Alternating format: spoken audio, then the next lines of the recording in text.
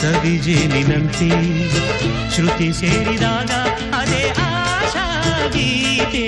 ನನ್ನ ನಿನ್ನ ಆಸೆ ನಮ್ಮ ಪ್ರೇಮ ಭಾಷೆ ಸವಿಜೇನಿನಂತೆ ಶ್ರುತಿ ಸೇರಿದಾಗ ಅದೇ ಆಶಾ ಗೀತೆ.